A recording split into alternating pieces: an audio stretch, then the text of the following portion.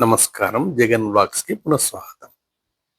ఇది ఓ ధర్మయాత్ర. సనాతన మార్గంలో ఓ నవదంపతుల కొత్త గాథ. సనాతన సంప్రదాయాలను పాటిస్తూ భక్తి మార్గంలో వినూత్నంగా ముందుకు సాగుతున్న ఈ జంట కర్ణాటక భాజపా ఎంపీ శ్రీ తేజస్వి సూర్య, తమిళనాడుకు చెందిన గాయని నర్తకీమణి శివశ్రీ స్కంద.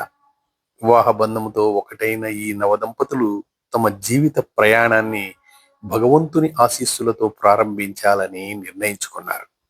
అందుకే సాంప్రదాయ భక్తి మార్గాన్ని అనుసరిస్తూ శృంగేరి శారదా పీఠం, హొరనాడు అన్నపూర్ణ దేవస్థానం, ఉడిపి శ్రీకృష్ణమఠం వంటి ఎన్నో పవిత్ర క్షేత్రాలను సందర్శించేందుకు బయలుదేరారు.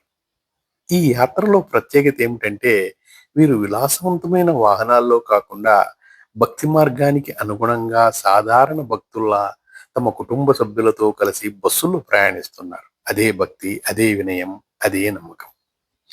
ప్రతి క్షేత్రానికి చేరుకున్నాక భగవంతుని దర్శనం చేసిన తర్వాత తమ భక్తి భావాన్ని కీర్తన రూపంలో వెళ్లబరుస్తున్నారు. శివశ్రీ గారి మధుర గానామృతంతో నింపుతోంది.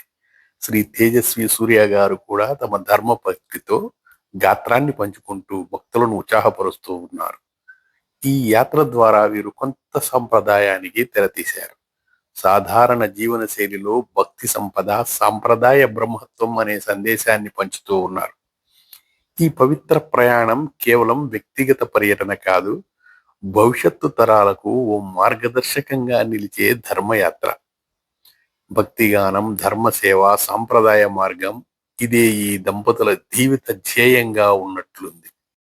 మీ ధర్మయాత్రకు శుభాకాంక్షలు. ధర్మ మార్గంలో మీరు చేసిన ఈ భక్తి యాత్రకు హృదయపూర్వక అభినందనలు. భగవంతుని ఆశీర్వాదాలతో ఈ పావన ప్రయాణం మీ జీవితాన్ని శాంతితో, ఆనందంతో నింపాలని కోరుకుంటున్నాం. శివశ్రీ గారి గానం భక్తుల హృదయాలను మంత్రముగ్ధులను చేస్తోంది.